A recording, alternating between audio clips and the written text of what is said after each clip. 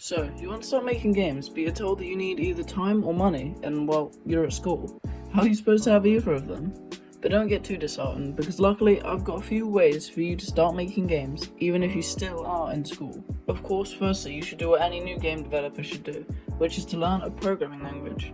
This isn't really what the video is going to be about. Instead, I'll be going over some great tips and tricks on how to make games if you still are in school. But do take into consideration that you'll probably want to use Unity as your game engine, which would mean learning C#. The next programming language on the list is C++, which is used in Unreal Engine. Also, you should educate yourself on a thing called blueprints, which is a form of visual scripting used in Unreal Engine. Visual scripting is just like coding, but you can see what you're programming through nodes. It's simpler to learn than a programming language, so I would definitely recommend researching it, after this video of course, because it may just be right for you. You may use Python or another language if you study computer science at school, so it's really up to you. You might not even have a computer that can run demanding engines such as Unreal Engine or even Unity. There are still plenty of different languages for you to learn, so don't worry. Now, once you know a decent amount, you can try to make some 2D games or just some small games you can make by yourself and slowly progress. This is the same with every new developer, and I have a video going more in depth about it if you want to check that out. Again, after this video of course. But now, here are the tips and tricks.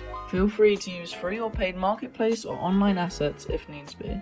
It's understandable that when starting out, you probably won't be able to make your own models or your own game art. Over time, through game jams and your own projects, you'll usually develop these skills. But for the meantime, you can always use online assets. Whether they're free or paid, just make sure that you have the creator's permission to use them and you can put them straight into your game. A great website where you can get free character models and animations is one called Mixamo. Everything on there is completely free and is used by almost all game developers, even if it's just for a prototype. I would 100% recommend that you use it instead of making your own characters and animations for now. In future, you may end up on a game development team, which will mean that someone will likely be making these for you. Something else to keep in mind is to base your games around what you're good at. For example, it could be art, and in this case, you'd probably be making more 2D games than 3D games. But if you're good at modeling, you'd probably want to be making more 3D games. Of course, it's important to develop new skills. However, on the other hand, you're also going to want to play to your strengths, especially if you're going to put the game on a website such as itch.io. Also, if you're not particularly good at a certain aspect of game development, make sure to practice it often, because this will then allow you to be more creative when it comes to making your games, and you'll have more options. It's also better to be a well-rounded developer, whether you're a solo developer, working on a team, or even applying to a job or university. Make sure to invest your money back into game development. But wait, before you skip this tip, you don't actually have to spend money for this. Once you've published a game, you can start to earn money from it. Of course, this will take time since no one's going to want to play a terrible game, let alone buy it. However, if you are serious about this, once you do publish a game and make any profit from it at all, put it straight back into development, or at least something to indirectly benefit it. For example, you could put the money into paying someone to make or do something for your game quicker and better than you could do it. It will probably be a one-off gig since you probably won't be making enough to pay that person a full salary, but even if it is one time, it's still going to benefit the development of your game since it means that you can focus on something else while you pay someone to do something quickly that will take you a long time. For example, this could be paying someone to rig a character for you. Or if you don't want to do something like that, you could spend the money on something like a better chair or desk.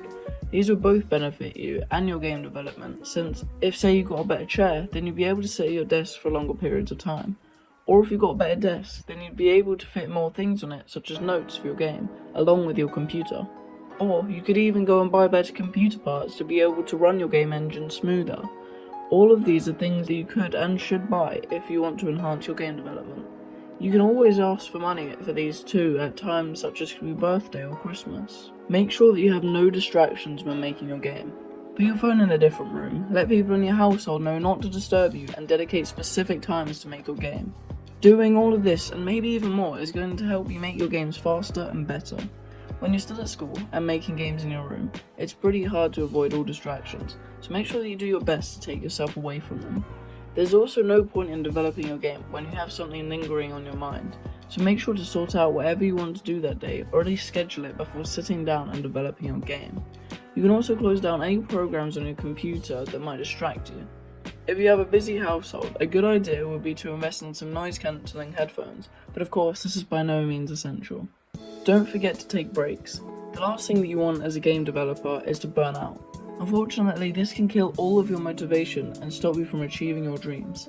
Not just this, but since you're still in school, if you dedicate all your time to making games, you can forget to study, do homework, revise, etc., which will heavily impact your grades. Make sure that you don't prioritize game development over this and see it as a hobby rather than a full-time job that you have to do. Also, make sure that you spend time hanging out with your friends and family. This is because sitting at a desk in a room all day, especially as a solo developer, can get pretty lonely.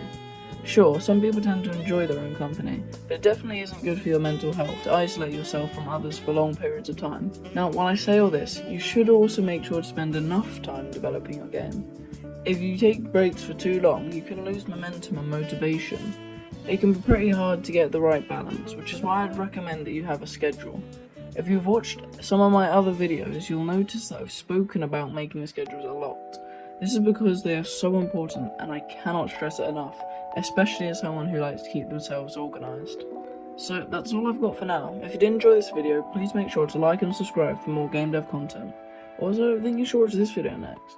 See you in the next one.